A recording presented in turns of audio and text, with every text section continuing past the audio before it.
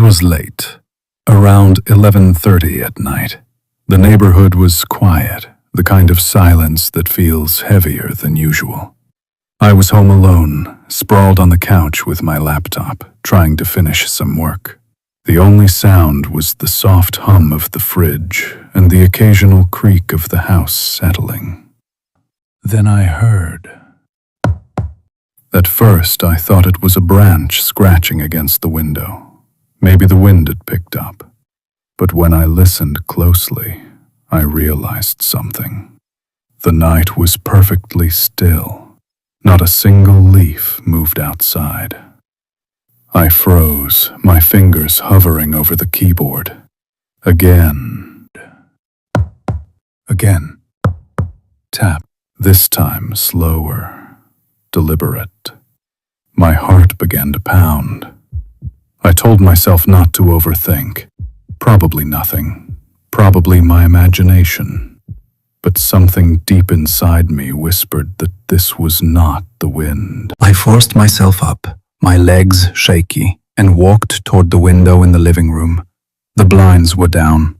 For a moment, I just stood there, staring at the thin strip of darkness between the blinds and the window frame. I could feel it. Someone was out there, watching, waiting. I slowly raised one finger and nudged the blind open just a fraction of an inch. Pitch black, empty street, no movement. I almost laughed at myself for being paranoid, until I leaned closer to the glass. That's when I saw it.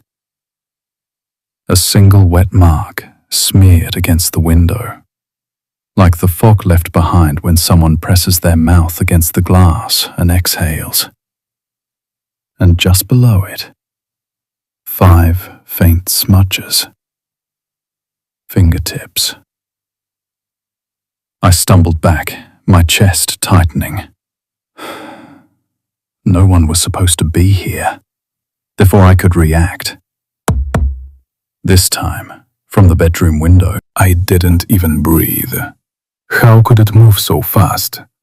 From the living room to the bedroom, on the other side of the house, in seconds. The sound was sharper now, more urgent. Like nails clicking against glass. My instincts screamed at me to stay put, but my legs carried me toward the hallway anyway. Each step felt like walking deeper into something I couldn't escape. The air grew colder. My own house suddenly felt unfamiliar, hostile. Shadows seemed longer, darker. I reached the bedroom door. The tapping stopped. Silence. My hand trembled as I turned the knob and pushed the door open.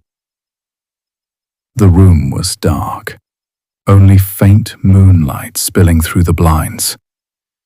I listened, straining my ears. Nothing, just silence.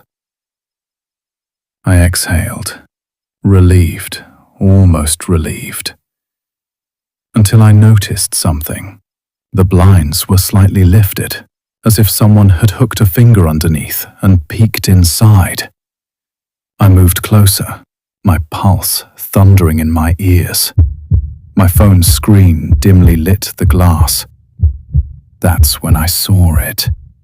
Not a face, not a shadow, something worse.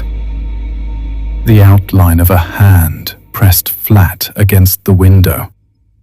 Pale, long fingers stretched wide, almost inhumanly long. And then, as if it knew I was watching, the hand slowly dragged down the glass. I stumbled backward, nearly dropping my phone. My breathing turned into shallow gasps. The tapping started again, louder, faster, from every window now. It was everywhere, surrounding me. In desperation, I bolted toward the front door. I didn't care what was out there. I just needed to escape. But when I yanked the door open, the street was empty, dead silent, except for one thing: dozens of wet handprints covering the outside walls of my house.